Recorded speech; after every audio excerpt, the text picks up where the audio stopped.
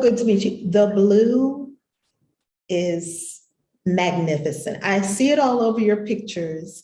What does it represent? The blue, it is beautiful.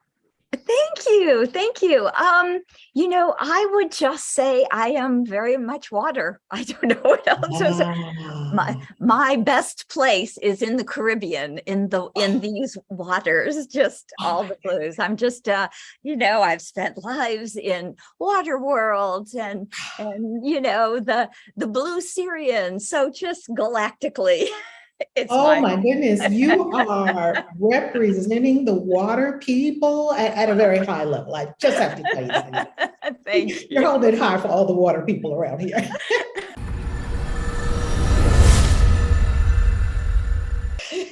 So our viewers will know who this amazing being is. Lisa Barnett is the founder of the Akashic Knowing School of Wisdom, where she specializes in teaching you to access personal soul wisdom and guidance to transform your life, working directly with your soul's plan and with the support of the Akashic record keepers. She is also the international best-selling author of The Infinite Wisdom of the Akashic Records and From Questioning to Knowing, 73 Prayers to Transform Your Life.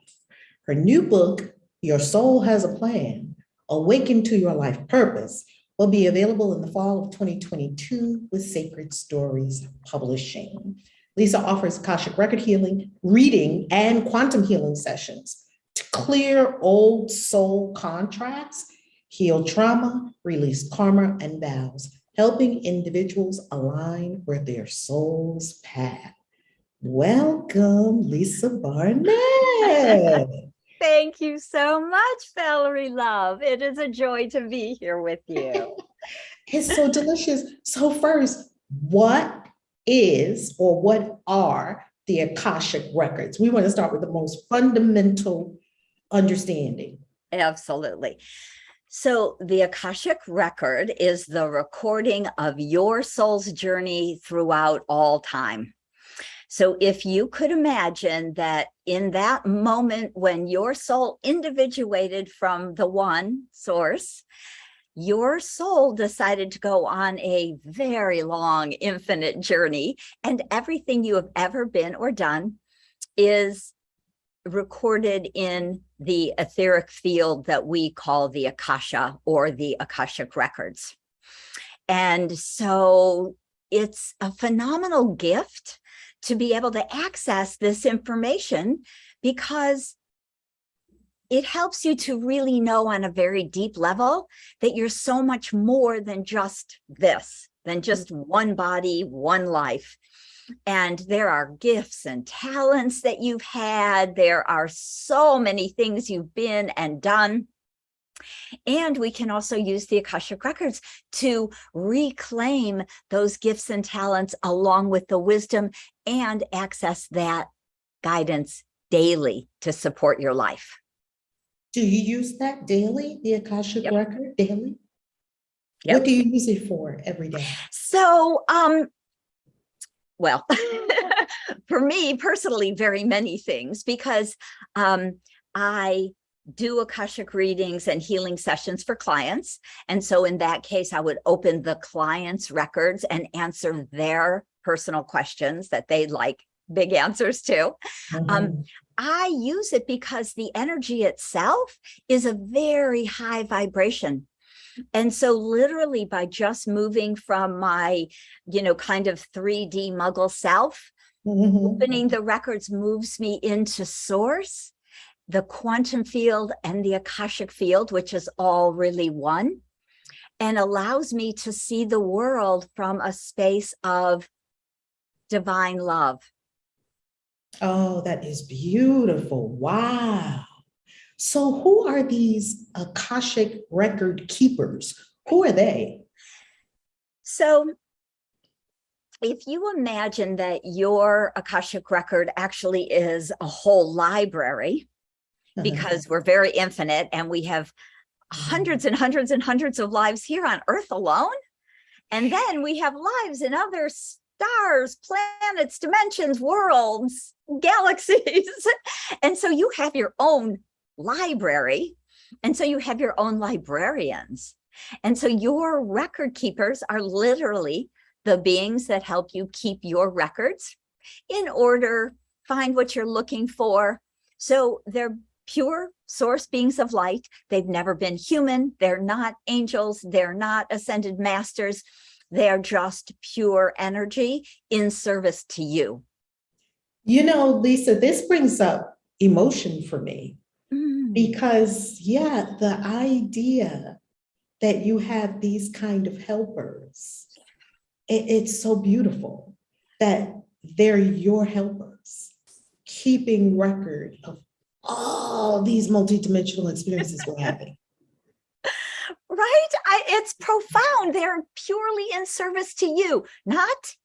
Yours are not in service to me or anyone else. You, only you, because you are an infinite, really ancient, wise soul who has so much information in your library that you can open your records every day and ask simple questions like, maybe what's the highest and best food for me to eat today? Or Ooh. Is there something I'm eating that is not in alignment with my body at this time?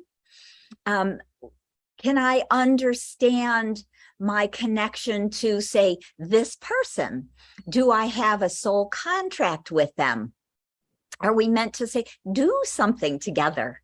So sometimes when you meet someone, you feel like you've known them forever.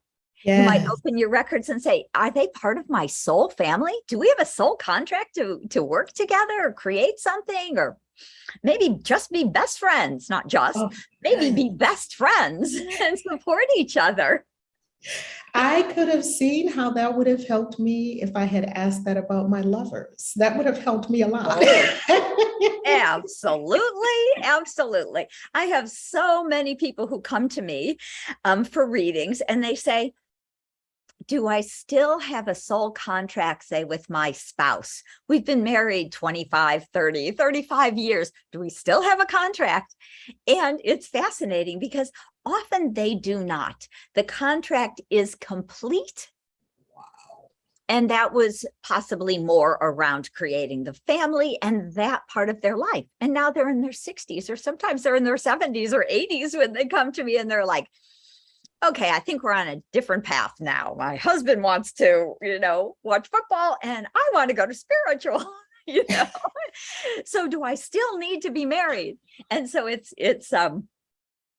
very sweet because they don't want to create karma around, something. They've had a good marriage. They have no real problems or animosity or anything. It's just like, we're just on a different path. I'd like to kind of go my own way.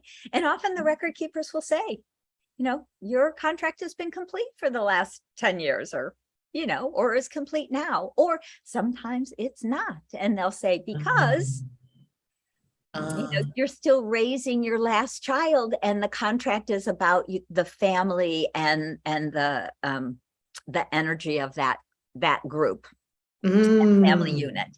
And so when that child or young adult has grown and has gone off, then your contract is complete with your spouse. Oh, wow. So it's fascinating because it can be specific, not always really specific, but often, depending on your questions, it can be very specific. Very specific. Now, how did you come to this work? Because this is not something you would just happen upon. How did this happen? As a rule, I think it would not just happen upon it, but in a weird way, I kind of did. But so I was born very awake. I realized that I was back in a body when I was about 3 years old. That was my first I'm trapped in a body. Again. Again, right? And I would tell my mother I wanted to go home and go back, and she'd say, you are home. I'm like, no, I want to go back. Wow. Wow. So I started to study just all sorts of spirituality when I was about 14 years old. I was kind of old enough to start pick up, regular adult books in the library. And off of my parents' coffee table. My father was reading Be Here Now by Baba Ram Dass. I think it was like 68. I was 13. And it was the first spiritual book I picked up. Ram Dass was the first spiritual book you picked up. Yeah. You started at the top, lady. Well, right back then it was the late 60s, but there wasn't nearly what we have out there now, right? So so I started there, and Robert Monroe, and there was some fascinating stuff back then. Journeys Out of the Body, one of my favorite books. I was still trying. I've never heard of that one. I've got to check it out. So I think that was Robert Monroe, or could have been somebody else, but yeah, it led me into definitely Robert Monroe, the Monroe Institute, if you're familiar. He's went on, he's long since gone, but yeah, so I started there, and and then life went on. I studied philosophy in college, and so I knew I was on a spiritual path. And then my two soul sisters, my two dearest friends, both died in high school. And I said, all right, I'm over it. Whatever that was we were supposed to do together is now not happening. I'm going to go off and party and travel and make money and have a good time. How old were they? In what years? Oh my gosh. The first friend died at 13. Wow. Right. And then the other one died at 19. That was a lot. Yeah. And you were around their same age when each of them... exactly. We were in school together. We were best friends in elementary school. Oh, wow. That was a big one, huh? Yeah, it was absolutely huge. And so, I've actually done a TEDx talk about trauma and how it affects our lives, because that unconscious trauma, right? Often we're not that conscious. It's when they died, of course, my parents were that very sad, but they were far enough away. They were, in a different state. You didn't just, back in the 60s or early 70s, you weren't just hopping on a plane and, there for the weekend. Right. You didn't even make phone calls. It was 50 cents a minute. That's right. That's right. Yeah. You wrote letters. Exactly. And the last letter I got from my friend who died of a brain tumor at 13, she was in the hospital, and she said, "Oh, it's so beautiful. I'm looking out over Lake Michigan, and all the cute little children that are in the children's ward." She was a child with me, are so adorable. That was the last letter I got. And then my other best friend called and said, she's in a coma. She had brain surgery and she's in a coma. And the next morning she had crossed. And I felt that I was supposed to have been able to heal her, because I had the awareness, as being very awake, that I was a healer, that I had actually come to do healing. And so you knew, even then, you knew. Yeah. But then after she died, I was mad. Wow. So I was like, forget it. That's a lot, Lisa, huh?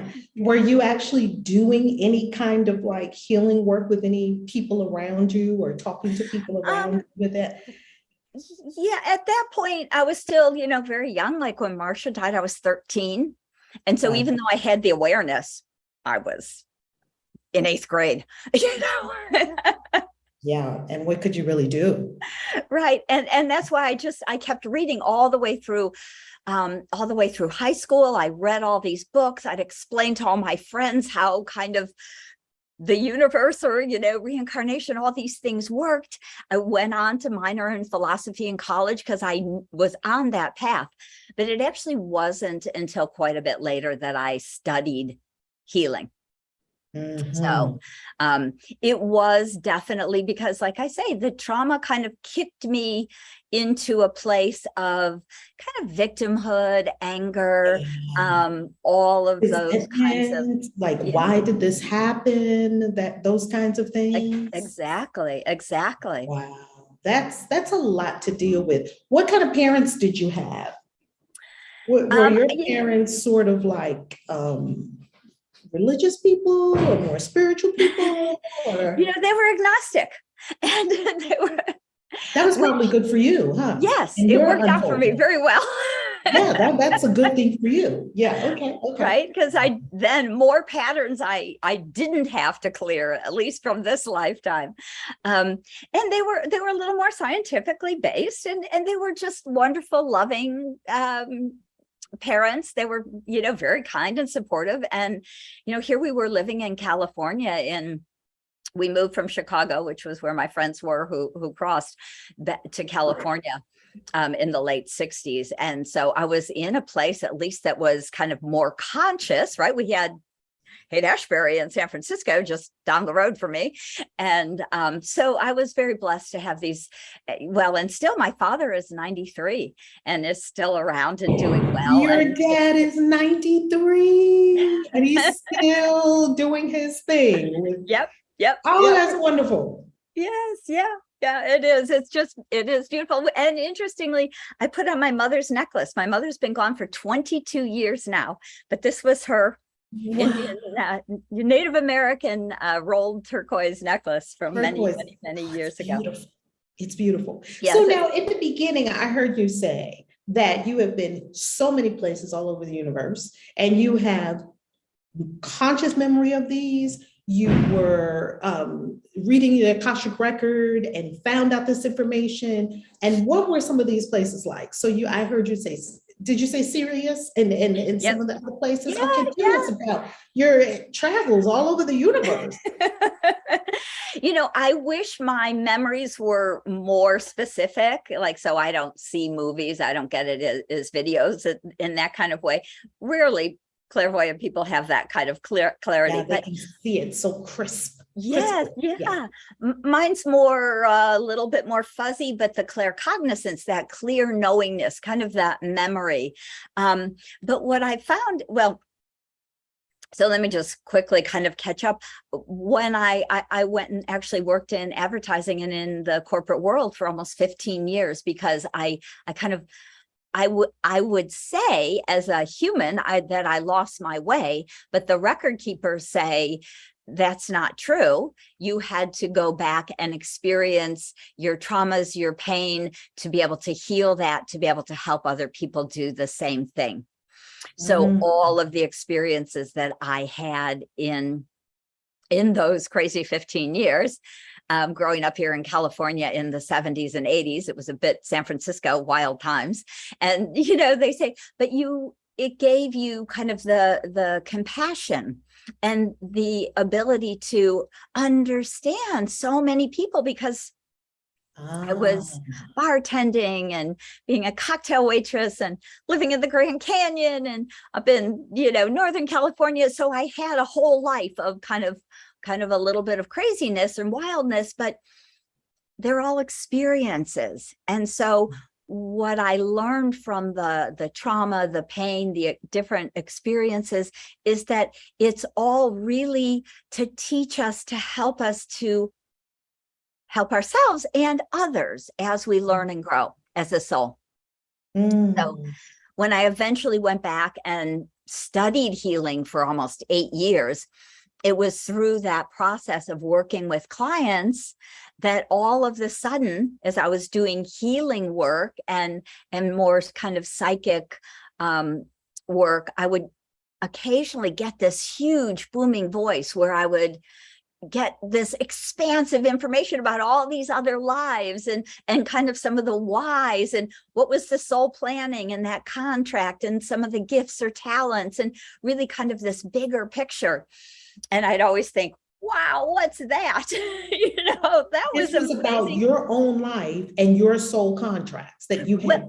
It would actually come through for other people, which is other people, right? So when I was doing readings and healing sessions, the Akashic record keepers would drop in and give me all this info.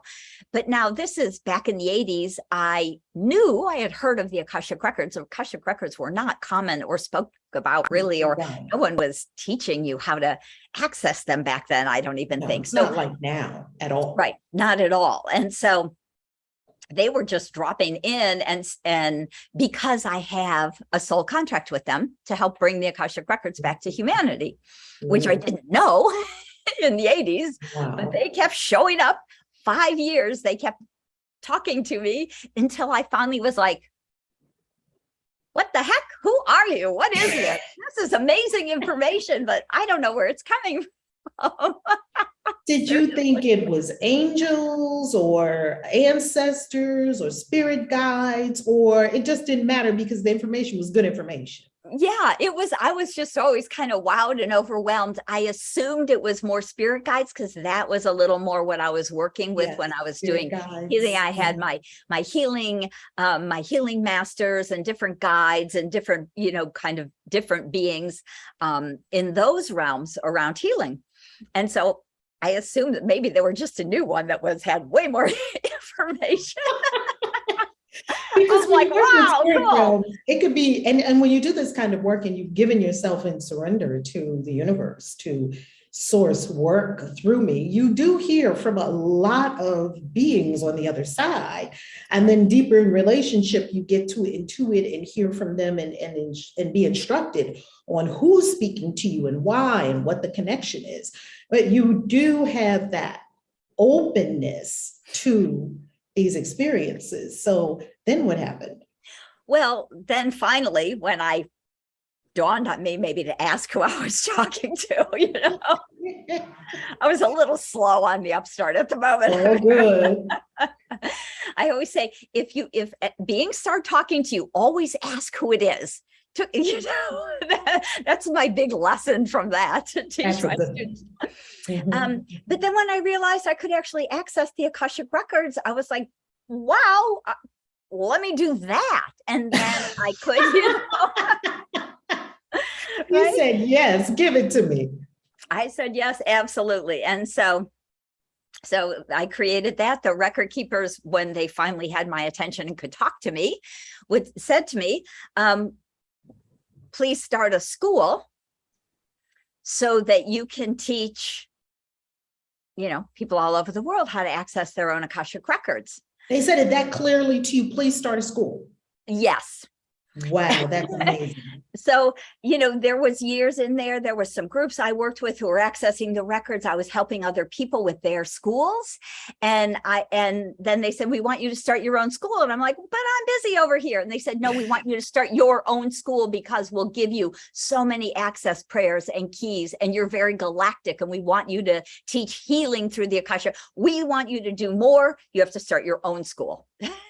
So, wow. They can be very, very clear. Were you immediately on board, or did you have to say, let me readjust myself? Or was the answer kind of like, no, kind of like Jonah and a lot of people in the Bible, kind of like, nah, I'm not doing that, God. They have to kind of be coaxed into it. Yeah, I actually did. I needed a little coaxing because I was comfortable where I was. Like I said, I was actually, helping run someone else's school. And I'm like, I'm doing all this work. I just finished all this stuff. I'm like, I was a little stubborn. Yeah. I don't want it. And then the funny thing was that all my friends who had also kind of been part of this group and this school, they all quit the school. And I'm like, what are you doing? And they were like, you have to leave. You have to start your own school. So we have to leave and make you do it. And so I was like, okay, that was that. That was that. So maybe that other school was practice for your own school, for you to have the requisite skills and so forth. It was training for your own school. It was, absolutely. Because if it was totally out of the blue, I would have been like, I have no idea how to do that, and I can't. No. But because I had been doing this other school for 5 years or 7 years, it was a pretty long time. You had been in that other school for 5 to 7 years? Yeah. Oh my goodness. Wow. Yeah. Was it hard to let it go? No. No, not at all, huh? You were like, I'm out of here. Well, yeah, it's very funny because once I made the shift and, all of my friends kind of came with me and said, we want you to do this. We want you to start the school. We will help you do that. There's kind of no looking back. And so I just started channeling all of this information to, well, I've just finished my 3rd book now. And then Akasha will be the 4th book next year. The 4th book. So when you write your book, Akasha in the Common Sentience book series with Sacred Stories Publishing. And I'm featured in the book Witch. So when you, and our books are right now open for stories. So Yes. we're looking for people with their sacred stories. So when this book comes out, Akasha, that'll be your fourth book. Yes. On this. Yes. Wow. I was very intrigued by the 73 prayers. What is that about? I'm definitely going to get that book. What is that about? Yes. So, so for about 10 years, in early, 10 years earlier in my life, I was what's called a prayer practitioner with Golden Gate Center for Spiritual Living. Are you familiar with Unity? I think the Unity, yes, indeed. Okay, so yes, so the Centers for Spiritual Living are sister schools or sister churches or centers to Unity. They Ernest Holmes started off with the Science of Mind. That's so the Centers for Spiritual Living is Science of Mind. Oh, and so nice. I was a prayer practitioner, a Science of Mind prayer practitioner for 10 years. Oh my goodness, no wonder. Oh my goodness. Yeah. Science of Mind still remains one of my all-time favorite books ever. It's just dog-eared and underlined and highlighted. And I love his prayers. Actually, the prayers in the back of Science of Mind, they're incredible. Yes. Incredible Yes. prayers. Yes, Ernest Holmes was phenomenal, bringing forward all this new thought movement. And so my first book, The Infinite Wisdom of the Akashic Records, is what I would call my how-to book. This actually will teach you how to access your own Akashic Records if you want to give it a try in book form.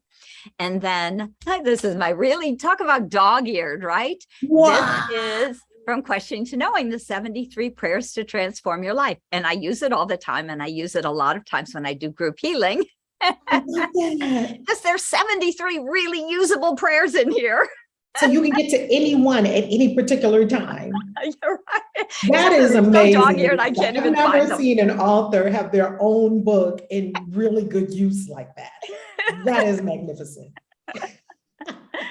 I love it. The prayers are because I channel them from the record keepers. So oh, you channel them directly from the record keepers. Yeah. Yeah. So I did when they said write a book, I said, okay, what?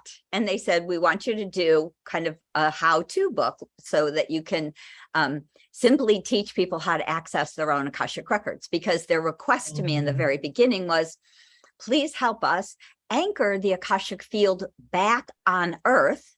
Because the interesting fact was, because I said, what are you talking about? They said, we pulled the vibration of the Akasha away from the planet during the Dark Ages. So around 1000, right? All those traumatic years that the witches had from 1000 to 1700 or so, right? Drowned and tortured, yes. Right? Yes. The vibration on the planet was so low that they literally pulled the vibration of the Akasha away so that people could not misuse it for their own gain. Oh, wow. Wow. So in the 1900s, they said, right around 1970, they started to come back and tap people on the shoulder and say, hey, would you help us bring this information back to society? Because we'd forgotten about it because it was gone for almost 1,000 years. Wow, that is incredible. You know, it's right in alignment with sort of the 1800s, 1900s, when we saw the flowering of New Thought with Ernest Holmes and all of the authors that we had, Emily Cady and Lessons in Truth, and Florence Scovel Shinn with The Game of Life and How to Play It, and Wallace Wattles, and it was this burst in the 1800s, 1900s. So maybe that's when it started to reconnect again, or did that help us reconnect when they came back around 1970? I heard you say the 1970s. Yes, it wasn't until the 70s, I think that, right around kind of, I don't know the exact date, but right around 1970. And really what it's very connected to with is what we're still experiencing right now is the realignment, moving into the age of Aquarius. And out of the old Yuga, right? So in 2012, when you could look at it as energy doesn't work like, a finite time, but the energy was coming from around the 60s, 70s, 80s, 90s. It was starting to build. And that's when I got tapped on the shoulder. And that's when I think a couple of the original people that started to work in the Akashic records, really found that information. Of course, we had, I just do a total blank, Edgar KAISI in the 40s. Edgar KAISI, I love his channeling, but he had to do it in a sleeping trance to really. Yes, he had to go into complete trance. Yes. Yeah. And so come 70s, 80s, 90s, now it's easy to consciously access it using what I call a sacred key, which is a vibrational key or prayer. To open the records and move you into that vibration and energy. And this is why I say I open my records every day, and so I can live in that higher vibration of love. Oh my goodness, I love that. That is the perfect place to conclude, because we're so thankful for your time, and we asked for 30 minutes of your time. We're so thankful for your time, your energy, your attention. And thank you for opening our eyes about the record keepers. I have never heard of the record keepers before speaking to you. And we hear about the Akashic record a lot. And we probably tapped into the Akashic record a lot, even unknowingly, maybe perhaps sometimes. Yes. And now to hear this beautiful message that these beings are here at our service and they are taking care of us, and sort of like your own librarians. Yes, I know, it's a beautiful image. I see a beautiful old stone library with marble steps, and they throw open these big wooden doors, and there's your library with a comfy chair in front of the little fireplace, and your beautiful librarians in their long robes. I mean, that's the image that I get. A lot of people kind of see that, and that's yours. That's you. That's the truth of who you are. Ooh.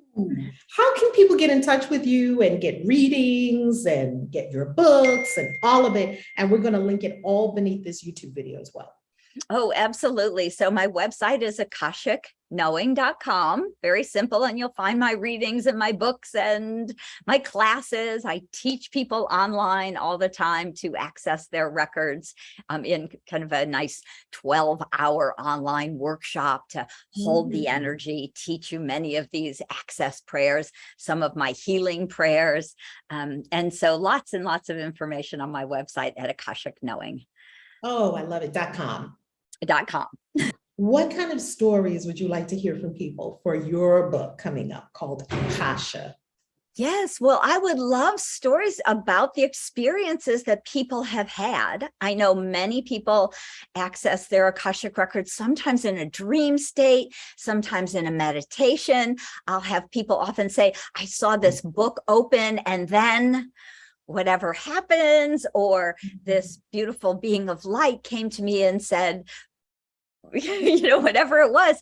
So if you really feel that you've connected to the Akasha, to your library, to your record keepers, that you've had an experience, downloaded wisdom, I would love to hear it. So that would be beautiful to add to the book. Oh, I love it. I love it. Well, Lisa, thank you so much. And thank you for the blue. This background, your beautiful turquoise, and the blue nails, because I do. And the blue nails. You nailed it. Literally, you nailed it. So thank you so much for being with us. And we are looking forward to your book, Akasha. So thank you and have a beautiful day. Thank you, Valerie. It's been a joy.